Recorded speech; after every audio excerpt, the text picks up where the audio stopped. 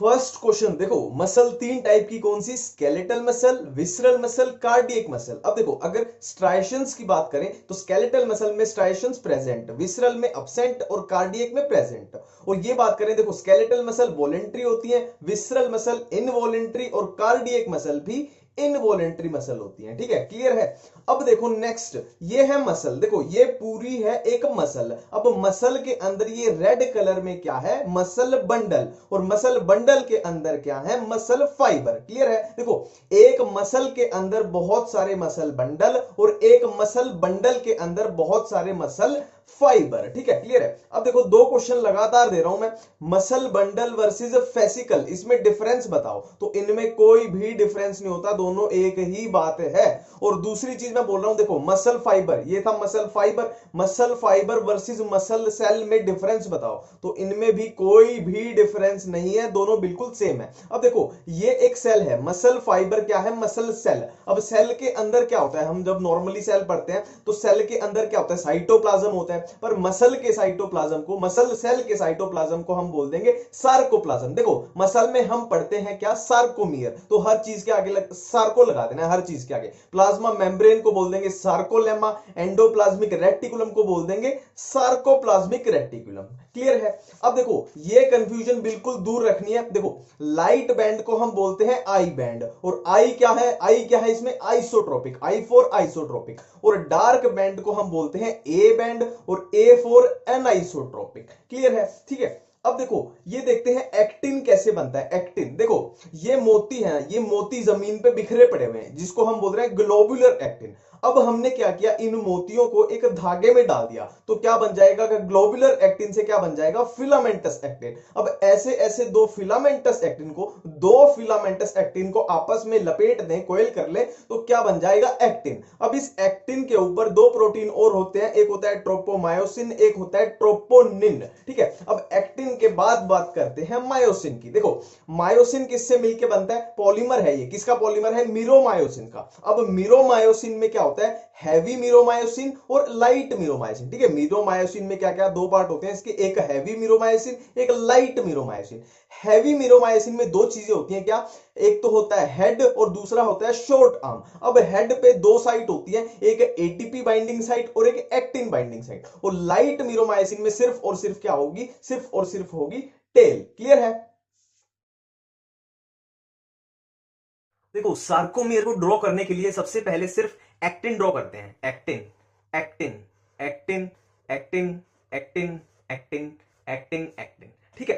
अब इन एक्टिन को एक लाइन के थ्रू ज्वाइन कर देते हैं, अब इन एक्टिन को एक लाइन के थ्रू ज्वाइन कर देते हैं। अब देखो सेम इधर भी तो, ये लाइन के उधर भी तो सेम होंगे, actin actin actin actin actin actin, और सेम एक्टिन को ऐसे एक लाइन जोड़ेगी, और इधर भी सेम होगा, एक्टिन एक्टिन एक्टिन, है ना, और एक्टिन एक्टिन एक्टिन, और ये लाइन जोड़ेगी इन एक्टिन को। क्लियर है। अब ये हमारे पास सिर्फ क्या है, एक्टिन तैयार है, और एक्टिन को हमने जोड़ा है एक लाइन के थ्रू। ठीक है। अब जो ये लाइन है जिससे हमने एक्टिन को जोड़ा है, इसको हम बोल रहे हैं जेड लाइन, इसको हम बोल रहे हैं जेड लाइन, जेड लाइन, और ये भी जेड लाइन। क्लियर है। अब क्या है, एक्टिन के बीच में हम बनाएंगे मायोसिन, एक्टिन के बीच में मायोसिन, एक्टिन के बीच में मायोसिन, एक्टिन के बीच में मायोसिन, मायोसिन मायोसिन मायोसिन।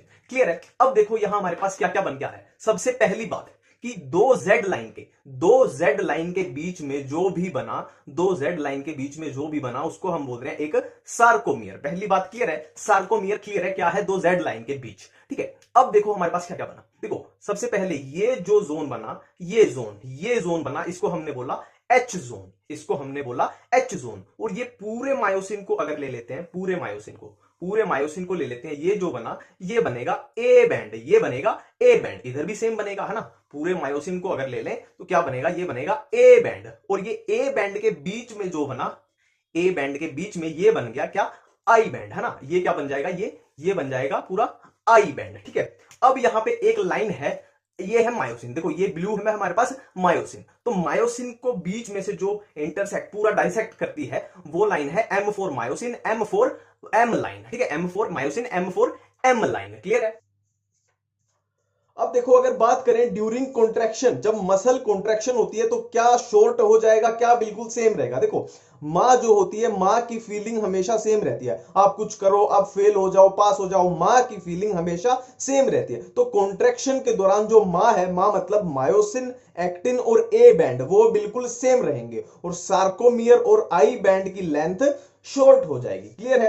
अब देखो आपसे पूछ लिया जाए ऑस्टियोपोरोसिस वर्सेस टिटेनी। अब आपको दो ऑप्शन दिए गए कि बताओ ऑस्टियोपोरोसिस में कैल्शियम कम हो रहा था या एस्ट्रोजन कम हो रहा था। सेम क्वेश्चन टिटेनी का है कि बताओ इनमें से क्या होगा, किसमें क्या जाएगा। अब देखो टिटेनी में हम पढ़ते हैं ना मसल मसल की रैपिड स्पाज्म वाइल्ड कॉन्ट्रैक्शन, तो मसल कॉन्ट्रैक्शन याद रखना टिटेनी के रिलेटेड। और मसल कॉन्ट्रैक्शन में हमने पढ़ा होता है, मसल कॉन्ट्रैक्शन में कैल्शियम का बहुत रोल होता है। तो टिटेनी किस वजह से होती है? कैल्शियम के कम होने की वजह से। और ऑस्टियोपोरोसिस किसकी वजह से? एस्ट्रोजन के कम होने की वजह से। ठीक है, अब एक और कंफ्यूजिंग क्वेश्चन आपसे पूछ लिया जाए कि बताओ मैस्थीनिया ग्रेविस वर्सेस मस्कुलर डिस्ट्रोफी, इन दोनों में से जेनेटिक डिसऑर्डर कौन सा है और ऑटो इम्यून कौन सा है? ये कंफ्यूज हो जाता है। देखो इसमें क्या याद रखना है, इसमें माई वर्ड को पकड़ना है। माई, माई मतलब मेरा, जो मेरी वजह से हुई है ना, जो खुद मेरी वजह से हुई है। मेरी वजह से मतलब ऑटो, खुद मैंने किया है। ऑटो इम्यून डिसीज ये हो जाएगी और मस्कुलर डिस्ट्रोफी क्या? Genetic disorder. ठीक है, ये कोई इंसान है और इसके मैंने ये ब्लैक कलर के जॉइंट्स बनाए हैं। ये शोल्डर जॉइंट्स हैं, ये एल्बो जॉइंट्स हैं और ये हिप जॉइंट है और ये नी जॉइंट है। तो यहां एक कॉमन सेंस की बात चलती है कि जो जॉइंट, जिस टाइप का जॉइंट शोल्डर में होगा उसी टाइप का जॉइंट प्रेजेंट होगा हिप में, और जिस टाइप का जॉइंट एल्बो में होगा उसी टाइप का जॉइंट प्रेजेंट होगा कहां? नीज में। है ना? क्लियर है? अब देखो बात करते हैं, सबसे पहले क्या है? Ball and socket joint. Ball and socket joint, तो आपने जसप्रीत बुमराह को बॉलिंग करते हुए देखा होगा। आपने बॉल से याद आएगा बॉलिंग, तो जसप्रीत बुमराह जब बॉलिंग करता है तो आपने देखा होगा उसका हाथ कहां से मूव करता है? उसका हाथ कहां से मूव करता है? उसका हाथ यहां से मूव करता है, शोल्डर जॉइंट से। ठीक है, तो बॉल एंड सॉकेट में शोल्डर याद आ गया, तो जो शोल्डर में होगा वही होगा कहां? हिप में। Shoulder joint and hip joint, बिल्कुल क्लियर है।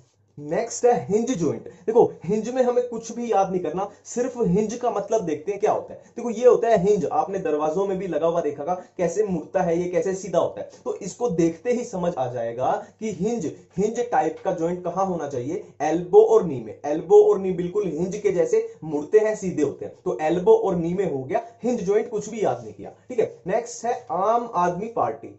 आम आदमी पार्टी, ए से एटलस, ए से एक्सिस, पी से पाइवट जॉइंट। पाइवट जॉइंट कहां होगा? एटलस और एक्सिस के बीच में, बिल्कुल क्लियर है। नेक्स्ट देखो, दो कार जहां भी होती है, देखो दो कार या रोड पे चल रही हैं या पार्किंग में खड़ी है, उन दोनों के बीच में गैप होना जरूरी है, नहीं तो आपस में टच होगी। मान लो रोड पे चल रही है, एक्सीडेंट हो जाएगा, पार्किंग में है, स्क्रैच हो जाएंगे। तो दो कार के बीच में गैप होना जरूरी है। तो दो कार का मतलब है दो कार्पल्स के बीच में होगा G for gap, G for gliding joint. Carpals के बीच में होगा ग्लाइडिंग जॉइंट। अब लास्ट है सैडल जॉइंट। इसकी सिंपल सी ट्रिक है, सैड सीएम, सैड मतलब उदास, सीएम मतलब चीफ मिनिस्टर। चीफ मिनिस्टर जो है उदास है, सैड सीएम। तो सीएम अगर सैड है तो वो अपनी फीलिंग्स कैसे बताएगा? ऐसे थम्स डाउन करके, ऐसे थम्स डाउन करके। तो सैडल जॉइंट कहां होगा? C for carpal, M for metacarpal के बीच में। और कहां पे होता है ये? थम्स डाउन से याद आएगा, थंब के, थंब के कार्पल मेटाकार्पल के बीच में होगा सैडल जॉइंट। ठीक है,